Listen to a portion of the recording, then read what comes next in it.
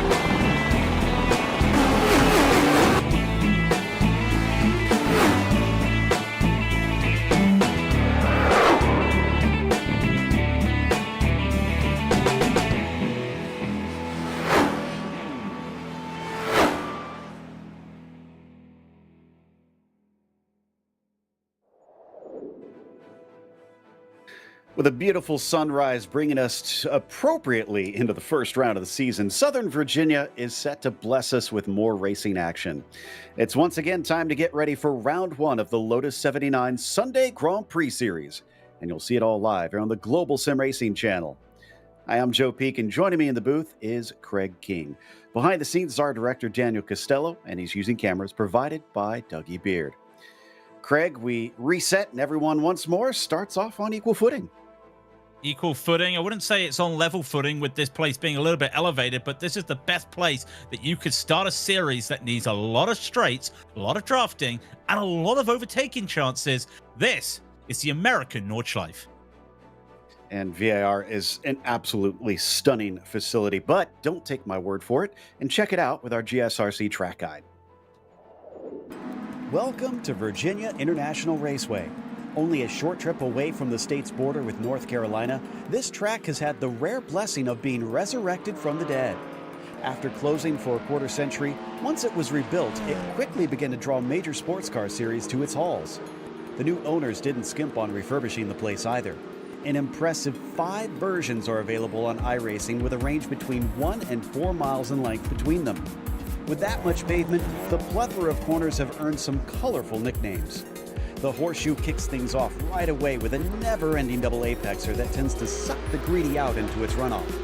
Later on, the climbing S's force you to thread the needle before spitting you out into the steep drop at South Bend.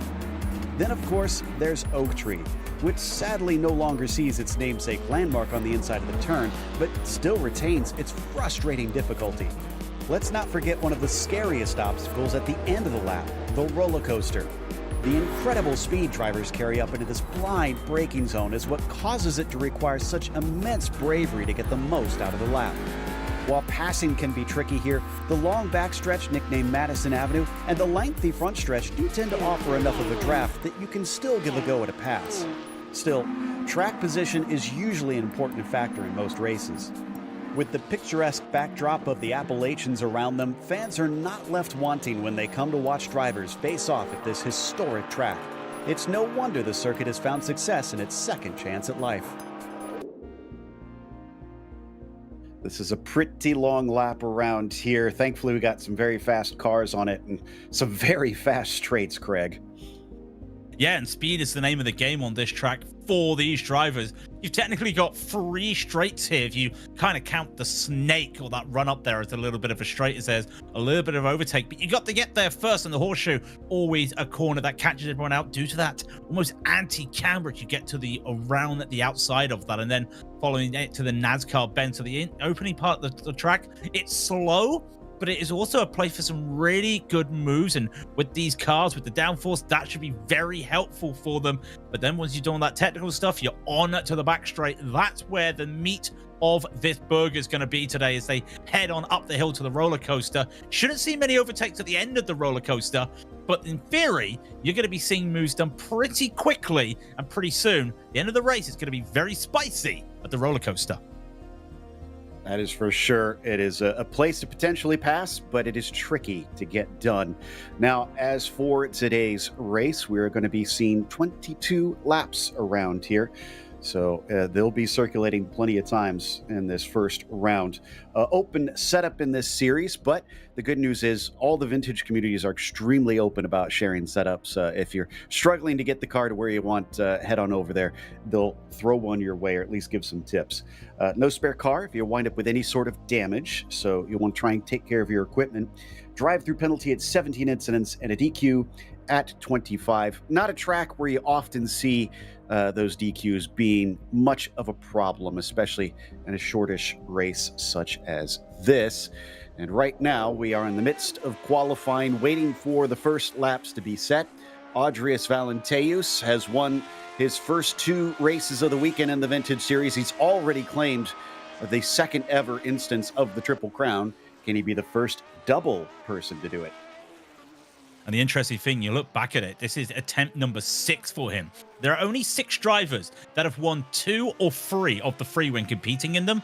Valenteus attributes 3 of those 6 attempts, so that just goes to show how good this man is. And, well, as I said at the end of last season, it was his 3rd victory, but he found out how to win. To the point, Joe, and this is true, Topi Cortinemi said he wasn't going to race today, but he heard that the Triple Crown was on, and he thought, I'm sorry, I'm not going to make it easy for you. Yeah, and I love that competitive nature for these drivers as we see Valenteus on his first flying lap now. Togo Hisada currently on the provisional pole, but boy, is it close. And in fact, it's even gotten closer now. Top 4 are split by just over a 1/10 of a second. Hisada, Leonardi, Cortinemi, and James Barry. Yeah, James Barry as well, very close. And even then, we've got Andre Castro there as well coming out here today. Valenteus comes down through the hog pen for the first of his 2 laps. And it's a long run to the finish line here. So that's going to be interesting if we get a bit of a draft train out here today. It's a 1:32.4, and he's already found a 10th on Togo. And you can see how close it is at the top of the timing tower. And then Valenteus just blitzes them all as he goes around for one more lap. Here comes Hisada. Japanese superstar will come around, the emperor of the Lotuses, as Jake would usually say. And look how he hugs that inside run there to try and get a tighter line. This is his 2nd lap. He needs to find over a 10th here. He doesn't find it. And look at the gap. He only found 200ths. Man, did not expect that. I thought it'd be at least a little bit closer. Leonardi, who comes across the line here, his 2nd lap. Excuse me, no, he's coming down the back straight right now, down into the roller coaster.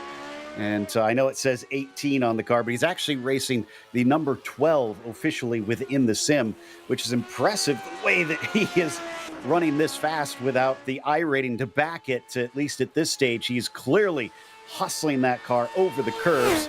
Can he find a 10th and a half to take the pole away? No, as he had an off track somewhere, so that lap will not count. In theory, I think that will be it. But here's the lightning purple of Dylan Freckleton in the number 14 car as well. That's Zach Leon Hardy. That's a really good time. And his I rating does not show his skill.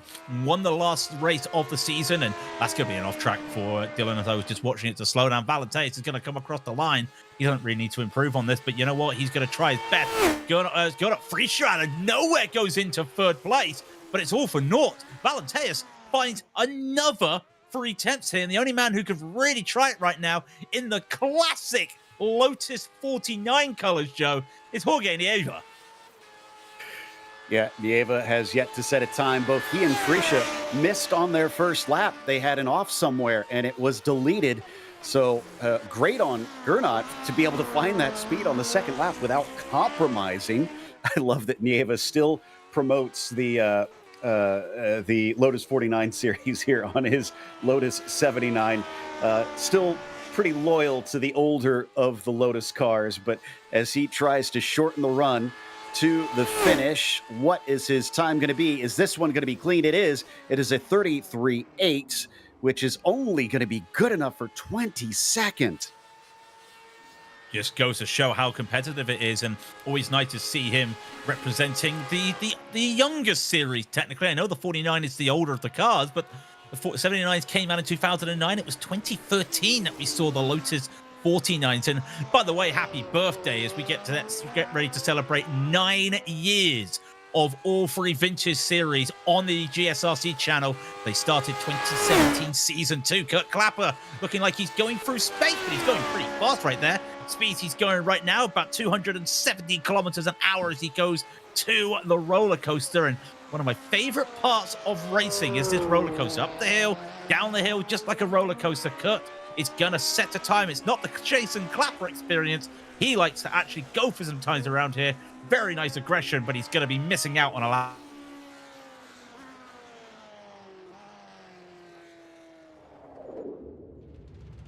Kurt has failed to set a lap out of 35 cars. 2 splits going to be competing. Obviously, we're covering the top split for today's race. It'll be a full track out there, and up at the top of it, it is Andreas Valenteus with another pole position, taking those 2 bonus points over his rivals. Can he make it a triple crown? As Toga Hisada will try to stop him from outside of that front row. Gernot Frischa will start from 3rd.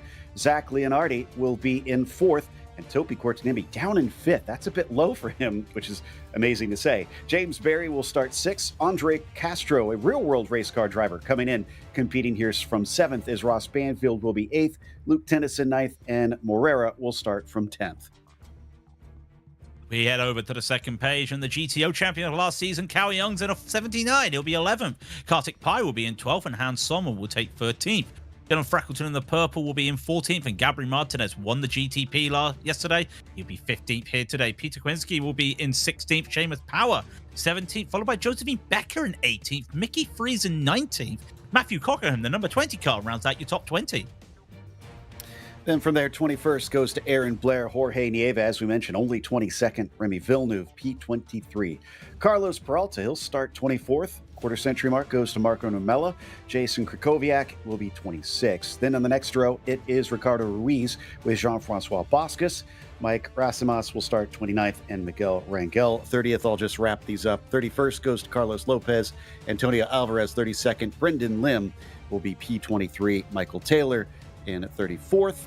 And Kurt Clapper, as I mentioned, did not set a time in qualifying, so he will start from the back of the field as the last of the cars start to grid up for our first race of the season.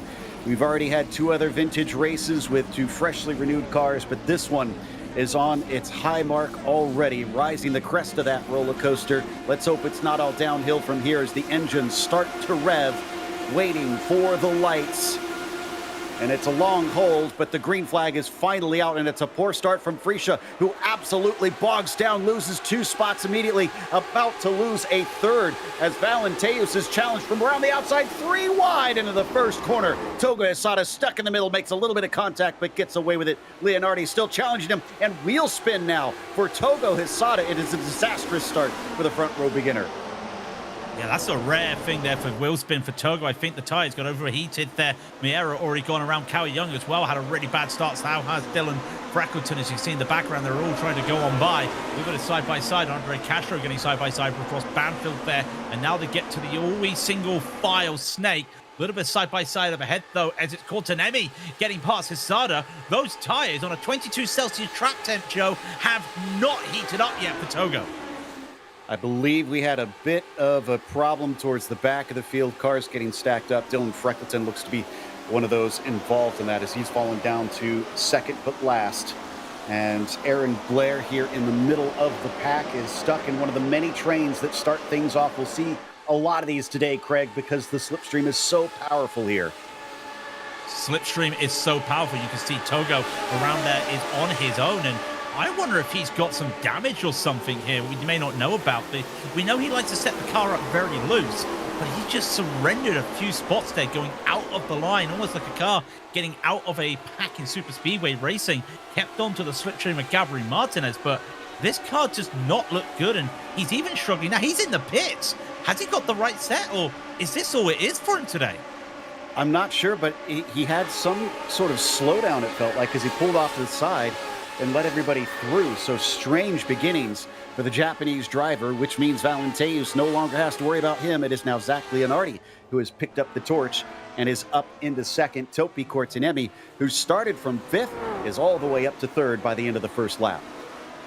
Yeah, but for Toby to get there, he's got to get past Zach, and Leon Hardy has actually proven himself. And this is one of the things I love about these vintage communities is someone will come in, they want to drive the car, they want to learn, they want the experience, and Zach's just proved, I have the pace, I've got the experience, and it's one thing, though, to tangle with Coltonemi, and Topi's a 3-time champion, I know, but Valenteus is just on another level in the last year. So I really feel that Leon Hardy has the pace. It would be one of the biggest shocks, I feel. I know he beat Topi, but to beat Valenteus, Joe, would be one of the biggest shocks that we've seen in a long time.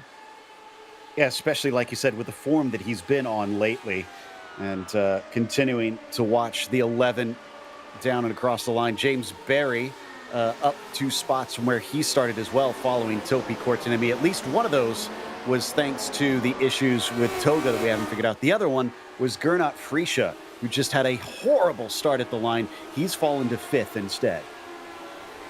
Still up there, though, the most winningest driver, still up there at all time. Here's Kartik Pai.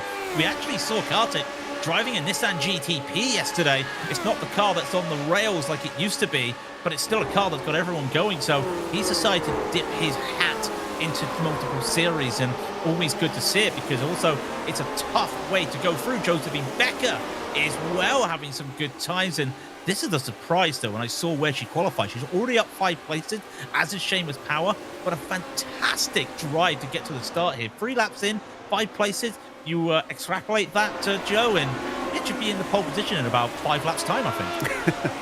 I was going to say, are you really that surprised that that Totoro machine was able to charge forward? This has become kind of a feature of her races. She's very good at overcoming her qualifying and working her way up the field. As we're going to check out what happened at the starts, and this is Freckleton in the purple car. Oh, he gets into the back of somebody coming through NASCAR Bend, so that starts off everything. But then I did go back and look. Watch this rejoin. This is where it gets worse once we get free of the trees. We're 3 wide. He gets another car, spins in front of them, and everybody just, it's chaos trying to avoid it. Well, he saw the brake lines there, and he thought I had to go braking all of a sudden, but that's unfortunate. Not the way you want to go. Right, Mike Rasmus as well, also just gone into the toes. We're on now watching Hans Sommer, and he's got Seamus really putting the pressure on behind and being aggressive. A car in front is off a little bit. Gabriel Martinez running a little bit wide there as 15 becomes 16A. Gets it all back up together, but now he's a little bit of a target to Kartik Pai. I think Kartik's a little bit too far ahead. There is no sunshine here. The track's going to be a little bit colder here. That allows someone like Luke to go around the outside, but the camber does not allow you to do that at the horseshoe. And you can see that he tried to keep that in with grip, but the grip from the downforce becomes mechanical grip. He did a good job, but he could not get anywhere. Yeah, Luke had such a massive run down the main straight. I'm kind of surprised that Karthik was able to hold him back, but it is tough to pass around the outside of the horseshoe. This train is getting very compacted together, being led by Martinez, who comes off a win in the Nissan over in the IMSA Vintage Series. He's doing a good job managing to hold back Karthik, Luke. You've got Hans Sommer in this group, and then Seamus Power as well. All very good names and experienced names in this car. They're all kicking up dirt coming off of the southern bend. And now it's who can get the throttle down onto Madison Avenue. Well, give Luke a little bit of credit. He is the F2 champion, and he really, at the end of the season, getting into the top splits was really showing his worth here and really going good. He's just got Seamus in the tail of his slipstream, so he doesn't have to worry too much. Seamus has to go on the defense on Hans Sommer right behind, so that allowed Luke to just have that little push out there of the double toe to keep the air clean, keep the tires a little bit cooler, and then also just allow himself to not run into the back. So he's got a good run here. James Barry as well, talking to drivers with good runs, really trying to hold off going up Frisha behind, which is always tough to do, and also start attacking Topi Kortanemi as they come through the horseshoe. These guys need to catch up to Leon Hardy, and they're struggling right now. Yeah, he's run away to the tune of about 1.3 seconds currently. You can see them using that newer-ish paved runoff to the outside of NASCAR Bend. These cars can definitely go over that curb and take advantage of that. Karthik Pai, as we once again look at the battle for 8th, right on the back of Gabriel Martinez. But Martinez starts to pull away. I'm going to take a stab that I think that 10 car has a little bit less downforce. We should see it when he comes around the South Bend all of a sudden. How does he attack that? Actually, it's a little bit more of a swing round of the rear for Kartik there. So maybe Kartik's got it. And look how Kartik's struggling to get that car slowed down. I think it's Kartik who has a little bit less wing, but it's not translating to the speed here. And because he's having to slow down more, he's unable to get that speed up all of a sudden. So he's having to really compete at this right now. Now you see he's getting really closer, but it's going to be so tough to make a move around the outside here of the roller coaster, and he just can't do it. He's going to have to reset, recharge, and reload. But if Gabri makes a mistake, he's putting the pressure on. Kartik, I think he's going to wait for his moment as he comes to the horseshoe. Oh, and he was off the apex there. Here comes Luke, who's got a very good run once again. Kartik Pai tries to defend. He'll cover the inside coming down into the first corner. The horseshoe, a double apexer, very long hairpin. This is not good for Luke Tennyson. If he wants to get this one done, he's going to have to be aggressive on the brakes, which he is, but he's too aggressive as he slides very wide. And once again, the yellow number 9 holds on to P9. Yeah, was trying to do that again around the outside, and credit where credit's due. He's holding that line and keeping the revs up, keeping the speed up. But it just feels like there's not enough road for him to make that move. It starts to tighten up a little bit, and that's where he just starts to struggle. Now, if I see a Nissan GTP livery on a Lotus 79, that means it's Mickey Friesen, and indeed it is, and Cal Young's right behind him, and I know they like to duel it out in the GTOs, but they go something a little bit faster today as Mickey's trying to drive on, and he also tried to catch up to the back of Matthew Cockerham, but been a good start for Mickey, not the start Cal wanted. He's already down 6 places, and by the looks of it, Cal's actually struggling to make a recovery drive. Yeah, that's a good point. He started up at 11th. Something must have really compounded things up at the start of the race and pushed him backwards, but Mickey Friesen is still looking quick in a straight line, unable to be caught down Madison Avenue this time through. Just in front of them, those two that you're seeing close together, that's Cockram versus Peter Konechny in the 33. So that's a battle for 14th as well. Cars kind of pairing off in these early laps, it feels like. Well, the only person who's not pairing off, Valente, as you can see on the timing tower, and there he is as well. Now 2.5 seconds to the good. 7/10 faster. Last time by was Valenteus, and it really is just a nice drive out there of him today. I'm knocking on wood. I'm not going to do a Murray Walker in the 96 Monaco Grand Prix because anything can happen in the next 25 minutes. We're only 10 minutes into the race, 7 minutes left to go. Not 7 minutes, so we have 7 laps gone, sorry. But anything can happen as the drivers are now just gelling themselves, Joe. This is almost like the sweet spot of a race where you know your battles now, and I think you just have to accept that these are the trains you're going to be stuck in for most of the race. Yeah, we watched Topi being chased by Barry there for a brief moment for that 3rd spot, but once again we've come to Pai, and it's not really Pai versus Martinez, at least right now. He's got Tennyson getting close behind, who has got the run coming down Madison Avenue. It does look like Luke is within the slipstream, while Kartik a little bit farther back comparatively to Gabri, and they pick up speed. I don't think there's just enough straightaway by the time they get to the brake zone, and indeed they will have to stay single file coming over the crest of the roller coaster. This has now turned into a 6-car field as Josephine's still trying to catch up to the back of this, and it's 5, but if Becca can hold on there, she just is in the background, she can make moves. I think Kartik Pai's had another issue coming out the hog pen, and he has indeed, and now Luke's going to have to try and work this. What can Turnison do? Well, he's going to have to, for what, the 3rd time, try and do this around the outside of the hog pen, and that's smarter this time. Decided it's best to just work into the line. Seamus had to defend, that Seamus Power having to defend against Sommer, but that's smart driving from Turnison, and it is the issue now though, Joe. If Kartik has to keep defending, are they going to lose Gabri right now? This might be a case of, let me just take the lead. Hello, Mickey. He goes around on Cal Young. Well, it was Cal Young, actually, who was trying to pull the over-under, just about managed to get it. And Mickey will retain that 16th position. Thought that maybe Cal was going to have that one. He's obviously trying to get a little bit clever as we go off course. Gernot Friesche and Andre Castro at the Oak Tree. Gernot will be able to run away with it. Castro did not touch the wall. Actually did get to call a real-world race in TC America for Castro a couple years ago here at VIR. And obviously some of those lessons have not quite stuck, but it is a very different car from a touring car.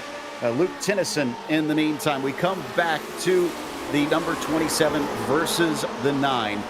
He's going to have to do something a bit tricky, I think, Craig, especially into the first corner.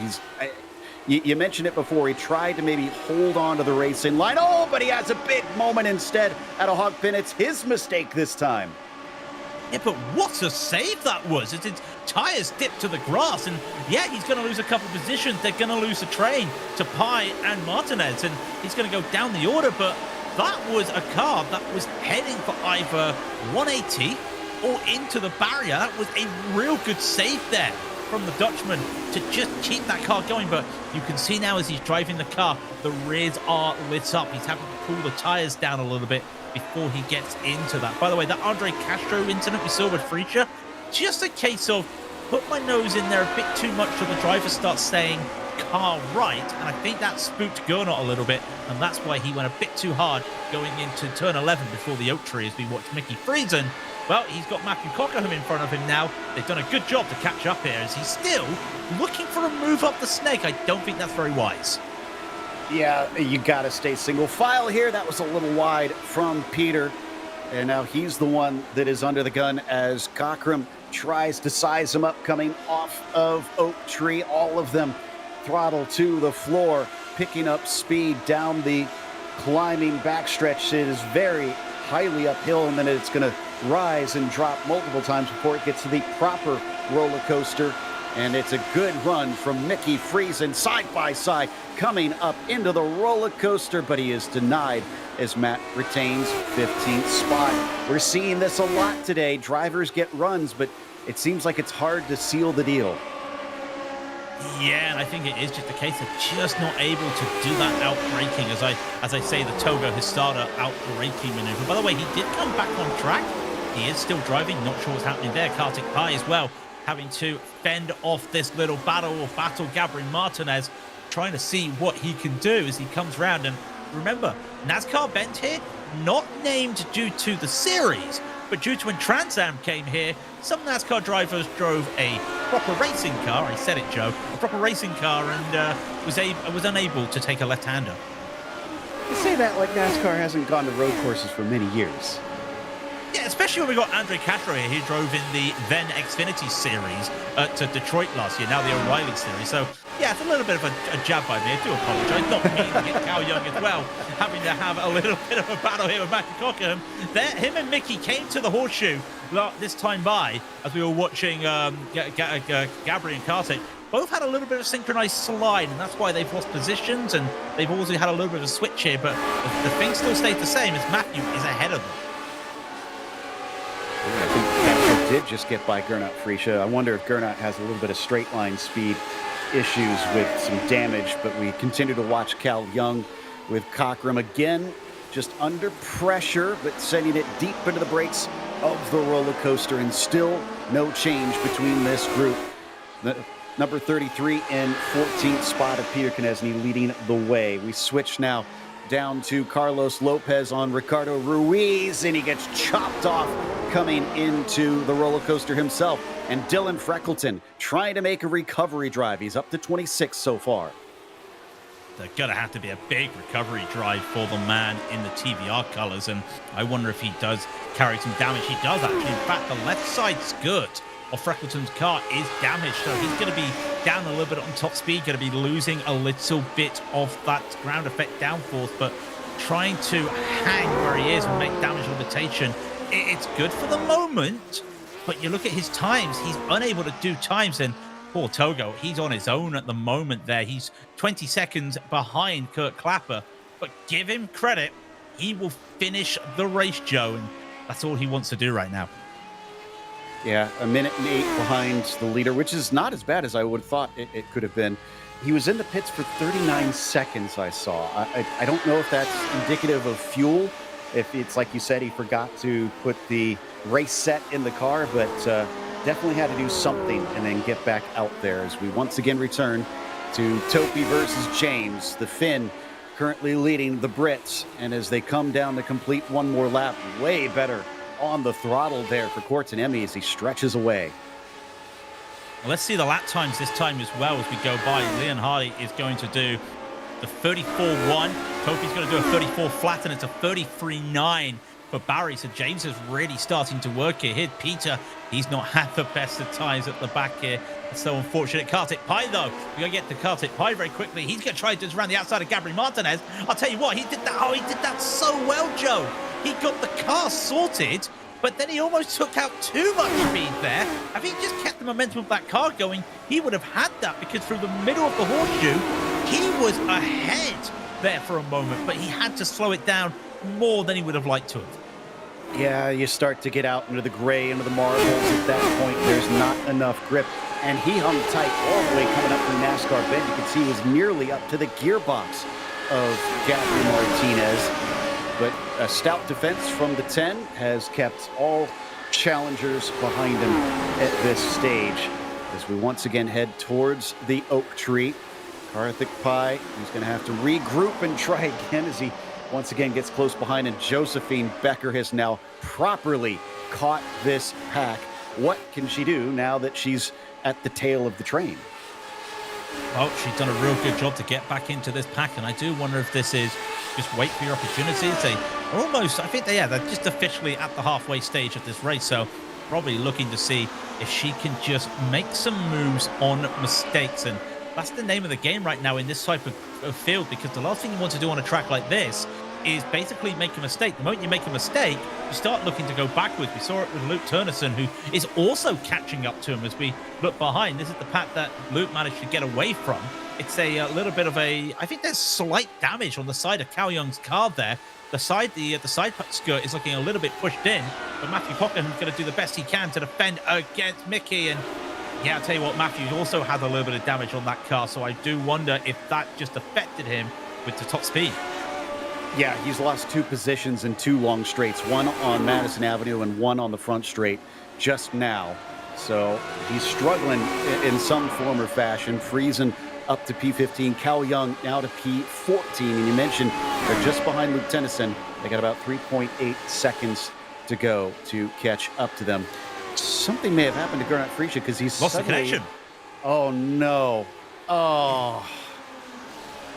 What a really drive bad as day well. for him. Yeah. Like, for those who don't know who Gernot is, this would have been race entry 530 for the man with 156 victories. Me and Joe were thinking about this last season. What driver has won the most races across all 3 vintage series? Well, Joe, funny enough, it's Gernot. He's the only driver with over, there's only 2 drivers with over 100 victories. One's Valenteus, one's Gernot, and he did it all in one series. And these drivers would love to be that, as Josephine's trying to go around the outside of the horseshoe here on summer. Not the best thing to do. They start to lose time to the rest. Wow, that stat is a perfect illustration of what we keep saying, that, you know, he is probably the GOAT of this series with his success. Even though it hasn't really been a while since we've seen him that dominant, he's stayed competitive even in his more leaner areas, if you will, as Josephine Becker versus Hans Sommer. Sees Josephine get a shot at it, but she decides not to push the issue down into the horseshoe. Hans Sommer takes the racing line, tries not to be fazed by the immense pressure from the 29. Yeah, and I think the pressure is on. And a couple of seasons ago, this would have been people thinking, man, what's that Josephine Becker? What's she like? What's she doing? I think Peters also had a moment out there as well. He's had a spin as well. Oh, it's at turn 1 as well. Another driver just falling foul to the dangers of turn 1. And I wonder if it was actually just going too much onto the outside. It was. He just went too far around the outside. And you know yourself, Joe, that gravel drop there on the exit, on the outside of the horseshoe, it dips down and it pulls you in. It really does. There's a lot of corners like that where the car just wants to go away because it is downhill off the track. And that's actually the second unforced error from Peter in this race. He had an off down at Roller Coaster as well, where he lost a bunch of positions. So not the day he's been looking for, something maybe not to his pleasure the way the car is set up. James Barry is much closer this time than we last looked at he and Topi Kortsanemi, trying to decide who gets to spray the champagne here today. And while he gets a good run, I don't think he's quite in the position to challenge him down into the corner. He says, no, I am. I've got it shot, but he doesn't get the overlap, and Topi shuts the door. Yeah, Topi not having the best of laps, 2/10 slower to Barry last time out, and the pressure is on. And I do wonder if this is, oh, hello, a slide there from James and catches it. As now you see Ruiz as well, just kind of getting back in the car. He's got a meatball flag as well, but going up free shot. He's back out there. He has gone a lap down, but he's going to try and finish this race as good as he can. Let everyone go on by, but that's just got to feel so painful when you have a disconnect like that. And it was just out of nowhere, Joe. And funny enough, talking about disconnect, and I'm going to knock on wood when I say this, when Valenteus won the Triple Crown, he couldn't get back to the pits. He lost internet as he was getting back to the pits. And the words he said, if I lost internet 2 laps before, I would have been mad. That's an understatement, I'm pretty sure. Andreas lucked out a little bit that time. And, you know, sometimes you need that little bit of luck to have achievements like that, even here in the sim. As we come back once again to Topi. Worth noting that is Zach Leonardi there in the 12, just in front of them. So it's not like they've lost touch with that P2. Topi's been keeping the pace up, just can't seem to get within striking distance, and has instead been on this rear guard nearly the entire race. Yeah, and I think that's also just a sign of, it was the same thing when they were here, when they were last season, when Zach won his first race. Like, Topi was there all the time, and a small mistake in the closing stages brought Topi right back into Zach's, well, it's brought Zach back to Topi as watching Josephine go battle. So those two are pretty much equal on pace right now, but Valentin is just a step ahead. Josephine Becker trying to find another step as she got past Hans Sommer. Now she's going to get past Seamus Power, someone she's used to driving against in other series, and she's doing pretty well. Both these drivers up 8 places, same as Gabriel Martinez, who's up into 7th. They've really run this car, but it feels like Josephine's got a little bit of a looser set here. I don't know if you just noticed that slide there, Joe. This is great to try and do this around to the S's. I wonder if this is going to work. She'll have the inside, then she'll have the outside, then she'll have the inside, then she'll have the outside. And Seamus says, I can't keep doing this. This is too much of a headache. He lets Josephine go. This goes back to what I've been saying. She's a gutsy driver, and she backs down for nobody. That was a great move. And that was after she almost, well, I just say almost, she did get bullied off the course down the main straightaway. When we would cut to this, she was pushed 2 wheels into the grass by Seamus Power. So I think she was kind of taking that and saying, all right, you think you can intimidate me? Try this. And then came out on top as we look to Luke Tennyson versus Summer. Now, oh, as Summer gets so close and then loses control coming over the roller coaster. He'll get the car moving, but he loses 2 spots. How did Luke not hit him? I'm trying to work out right now. The rear tires should have been caught there by Luke, and he was lucky to hold off there. Here comes Michael Taylor, still battling here. He's going up free shots behind him as Brendan Limbs had another off there in the Rothmans inspired. Being that I know that's the Rothmans inspired F1 car, but I always remember the Porsche. He's had some moments. Here comes Valenteas as well. Another thing to think about here, Joe. He won't get the Grand Challenge because Togo's taking the fastest lap. But if he was to win, get this, no driver has won all 3 series. Topi's come close. He's won the 79s and the 49s, but no driver's done it. So this would be for the first time ever in the history that a driver is leading all 3 series at any point of the season. You mean in the championship? I mean in the championship. Wow, interesting. Granted, it is the first race of the season, so that kind of doubles up with also doing the triple, which, as we said, this will be the first driver to ever do it twice. And didn't he do it in the last race of last season? Penultimate race. Penultimate race. So it's not quite back-to-back then, but very close. You know, I was thinking as well, Joe, about this, and I know we just keep talking about it, as Topi Kortsanemi still battling onto Zach, and he's still getting closer. Barry's right there. The funny thing is about this, Valenteas won at the Nordschleife yesterday.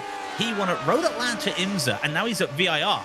Well, what do we call VIR? American Nordschleife. what a bookend that would be for the weekend to win at the real Nordschleife and then the American Nordschleife, as they say. Yeah, it's been nicknamed the mini green hell by some drivers just because it is so twisty and fast and tricky. Oh, here we go, down into turn one. This time he gets the inside somehow. They don't touch wheels as they got so close. Martinez now has the inside coming down in a NASCAR bend. Should give him the advantage, but you can often see over-unders. No such luck for Karthik Pai.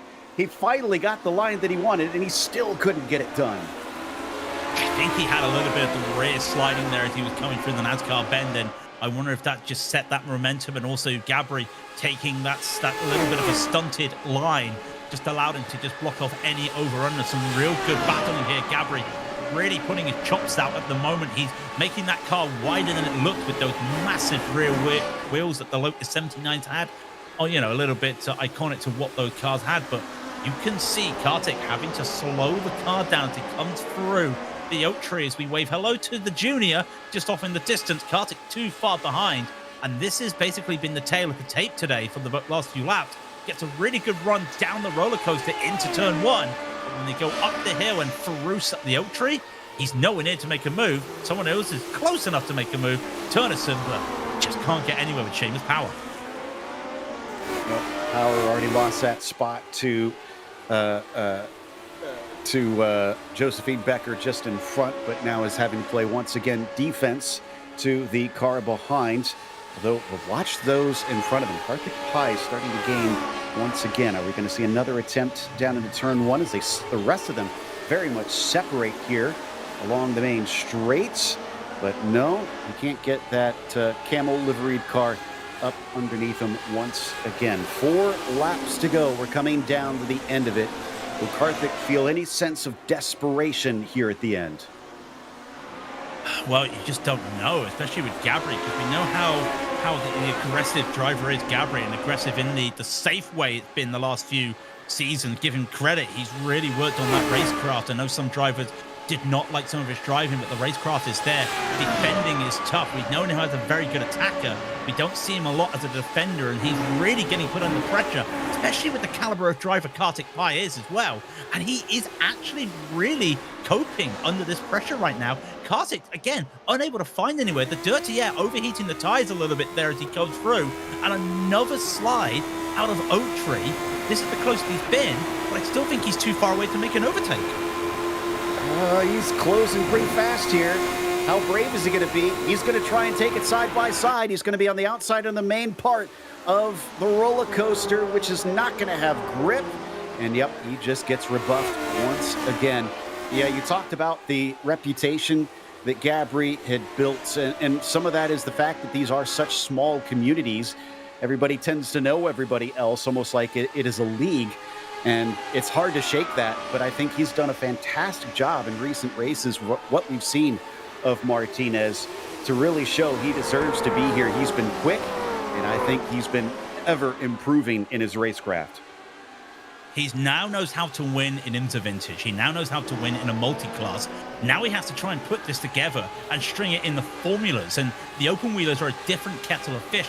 These guys will tell you that. Mickey Friesen, he's used to driving around in sports cars. So he knows how hard it is to really make that adjustment as he continues on. Actually, a really good drive up though by Mickey Friesen. Now up 5, battling Hans Sommer, who lost that pack of Power, Becker, Tennyson, all them really struggling, but nowhere for him to go. Speaking of Becker, a mistake before the snake by Karthik Pai means that all of a sudden she's on the back here. She's looking to go double digits, and now a mistake from Gabri Martinez. She may go +2. Oh, but he gets a good run coming off the corner. He just stretched away once he got the power down. Karthik Pai also keeps himself out of reach, at least down Madison Avenue. So Becker is there, but she's once again going to have to pull out some of those guts and try to get an aggressive pass done, as we're seeing with Luke and Seamus once again side by side down the hill, neither willing to give way, but Seamus has to as he goes off course and Luke gets P10. That little bit, turn 15, He could hear that they were side by side. He didn't know that Luke accidentally ran the curb. So he ran the curb as well because he didn't know how much room, and he gave too much room, and the car just caught the marbles and just gripped off a little bit there. And that's so unfortunate for Seamus. Keeps it in though. He was on the right side of the roller coaster, Joe. If he was on the left, he would have been going straight all the way down. As we go to a replay just to show another moment. Here's James Barry battling as well with Topi Courtenemi. This just happened. They almost come together. They did come together. And now, right now, when we go back to live, Joe, I think there's a minute a bit damage here on Topi, but James is now starting to charge. That is rare that both cars will get away from wheel-to-wheel touching in these Lotus 79s.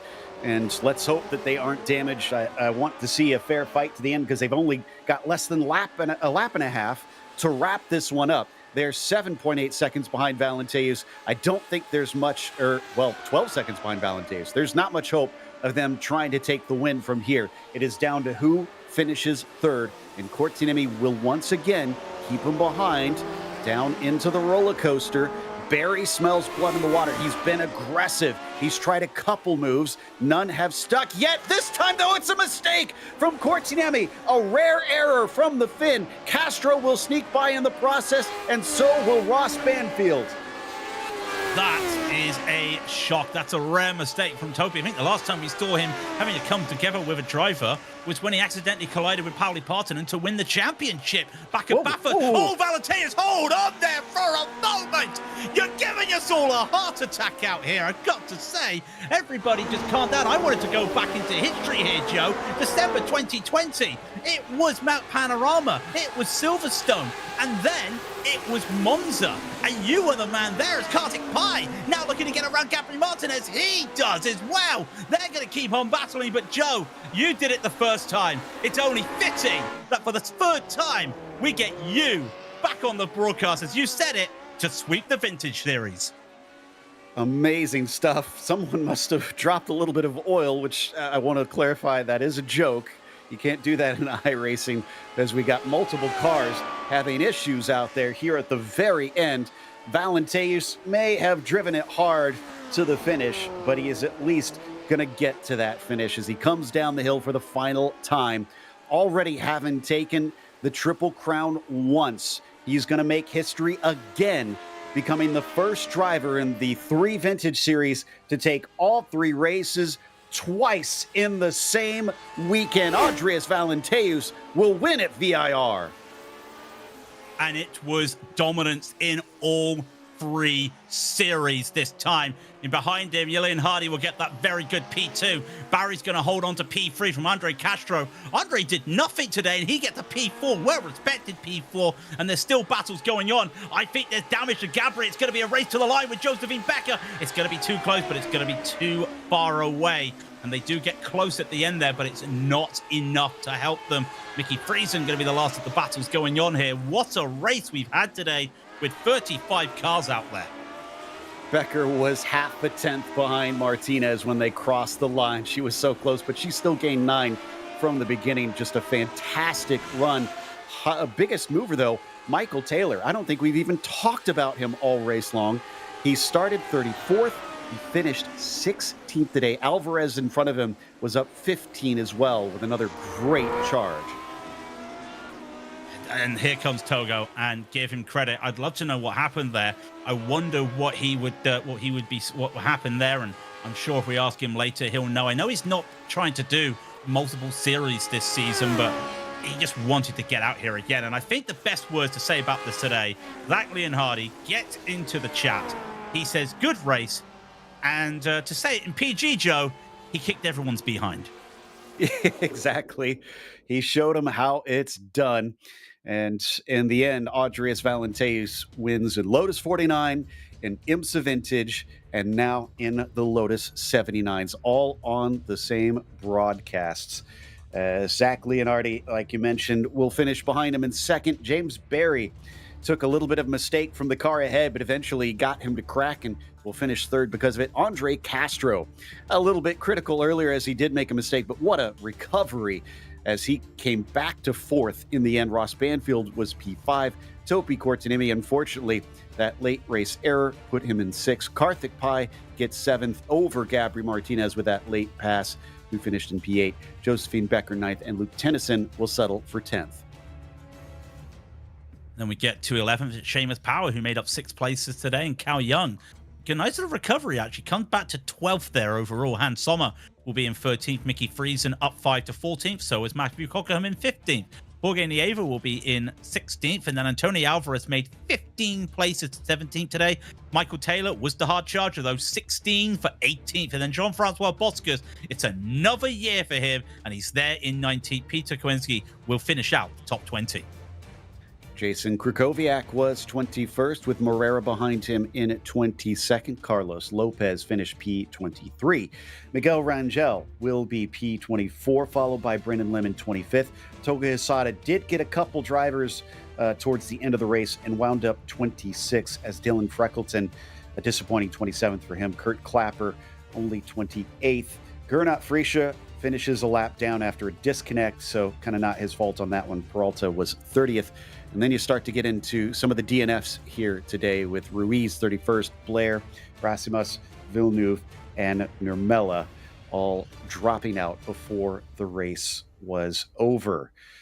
Once again, Craig, we get to see history made. It is rare times in this series. Audrius Valenteus really making his stamp. First of all, I just want to say in my video about the whole Triple Crown is now obsolete, literally less than a week since it was made. But that just goes to show. I said last season, Valenteus found out how to win. Everyone's got to be scared. And like, look who he beat today. Apart from that last incident, he could push ahead of Topi Kortaniemi. Everybody else had some few moments out there, but he was able to just be dominant on Kortaniemi today, and even Leon Hardy. Like, no one could match at times apart from Toga Hisada in clean air. Key thing there, clean air. So this is really interesting. This is the man that for the last year everyone's been looking at as the man who drives for fun but drives fast. And a fun fact, Joe, if it wasn't for you all those years ago doing broadcasts of this series, that man wouldn't get into this racing.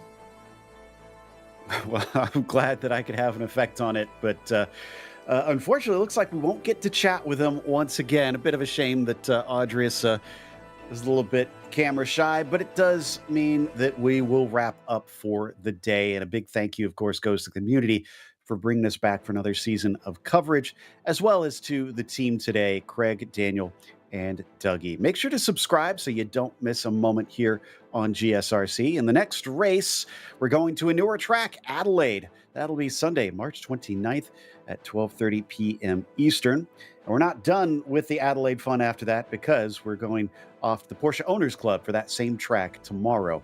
Be sure to check out our other broadcasts that we have listed here. But until next time, race clean, race hard. We'll see you on the track.